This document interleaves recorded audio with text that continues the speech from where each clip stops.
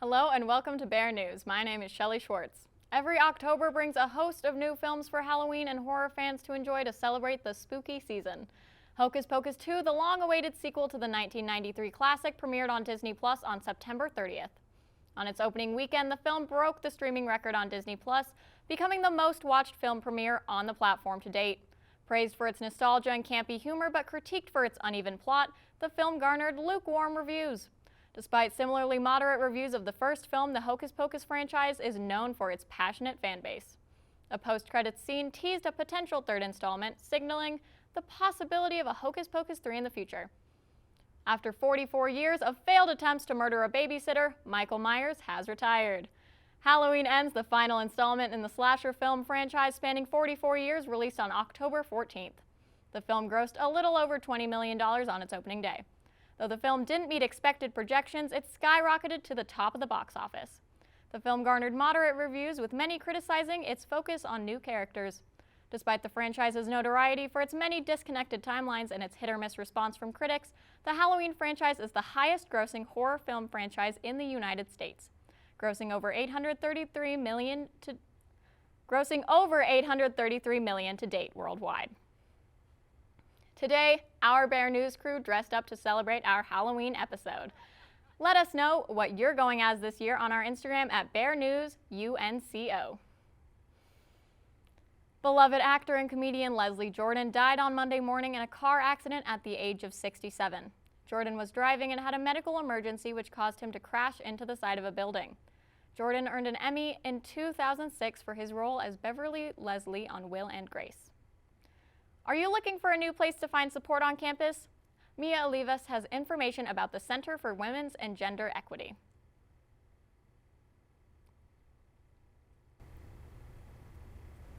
On the University of Northern Colorado's campus, one resource center in particular works in the pursuit of gender equity.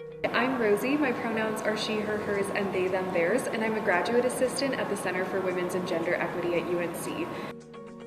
Located off of 10th Avenue in Greeley inside of Scott Wilcoxon Hall, the center commits itself to pursuing gender equity on campus for students. The Center for Women's and Gender Equity honors gender as a central identity, so we support students by providing programs, resources, and education around sexism, cissexism, and misogyny for marginalized gender groups at the University of Northern Colorado. The center offers aid to students in a variety of ways. So the center provides all types of services. We provide resources such as free menstrual products for students. You're, as I mentioned earlier, able to order something called a Me Pack, which is a free bulk menstrual product pack. You can order as many products as you need, as many times as you need throughout the month. We also provide within the center free pregnancy tests, contraceptives. The CWGE welcomes students to hang out in the space, which includes comfortable study areas and a library of feminist literature. We also have our bi-weekly book club. So this semester we're reading Hood Feminism, Notes from the Women That a Movement Forgot by Nikki Kendall. And this book is actually available for pickup for free for students, and you're welcome to join the club at any point throughout the semester. We come together on a bi-weekly basis to process through the chapters, to talk about gender inequity, and to talk about how it connects on an intersectional level to the book and to our mission and kind of what we're experiencing. In honor of Women's History Month, the CWGE's Feminist Art Gallery features artist Sasha Kraus. Students can stop by to look during building hours. Rosie and the CWGE as a whole are dedicated to helping students find acceptance and community. I also just love the work that we do. I'm passionate about providing resources, and I think that we work really hard to try to make this an equitable campus. The center's address is 1915 10th Avenue, and it is open from 8 a.m. to 5 p.m. on weekdays.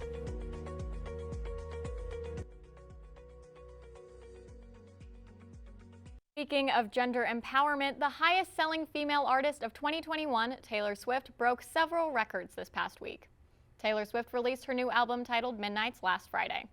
The album is estimated to sell over 1 million copies in just 1 week, making it the biggest-selling album of 2022. Selling over 1 million copies in just 1 week has not been accomplished by anyone since Taylor released her Reputation album 5 years ago. After just 1 day, the album became the highest seller for vinyl sales since 1991. She also broke the Spotify record for highest number of first-day streams and shattered the record for the most streamed album in only one day. The album has received glowing 5-star reviews from The Guardian and Rolling Stone, who called it an instant classic. Haunted Harrison has returned to offer a night of terror to UNC students. Tonight and Saturday from 7 p.m. to 10 p.m., the basement of Harrison Hall will be filled with ghosts and ghouls. According to the event posting on Bear Cave, student safety is a priority and volunteers will not be allowed to touch any event goers. Some of the haunted house's themes may be triggering, so consult an event volunteer before entering. Looking for some family-friendly fun before heading to Haunted Harrison on Saturday, the town of Windsor will be holding its Halloween Carnival from 1 p.m. to 4 p.m. at the Windsor History Museum. The carnival will feature lots of opportunities for trick-or-treating, so don't forget your candy bag or bucket. Though Halloween costumes aren't required, they are encouraged. Along with the Halloween festivities, attendees can learn a bit about Windsor by visiting the old train depot, one-room schoolhouse, farmhouse, chapel, and beach shack. Not a big fan of history? Well, if you like chainsaws, this event may still be for you. Local artist Matt Ounsworth will be creating a wooden sculpture with his chainsaw.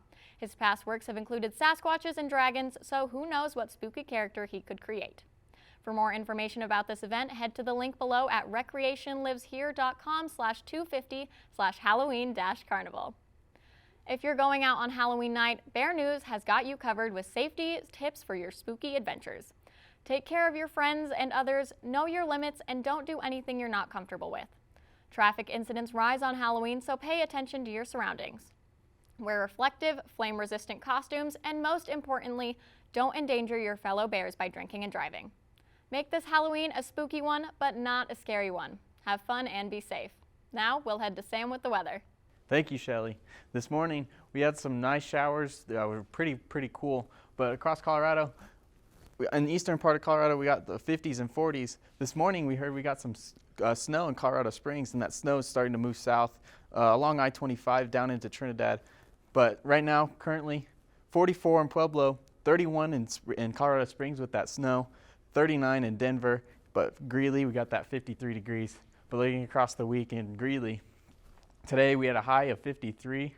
This weekend we'll warm up into the 60s, but late into next week, Monday, trick-or-treating, it's going to be 65 degrees. Tuesday is going to be nice. And Wednesday, 66. But trick-or-treating on Halloween, the morning it's going to be pretty chilly, so I'd wear a coat for sure. But we'll warm up throughout the day. But once those trick-or-treaters start getting out there, it'll cool off into 44 degrees. So they better dress warm. But thank you for watching Bear News, and we'll see you next time.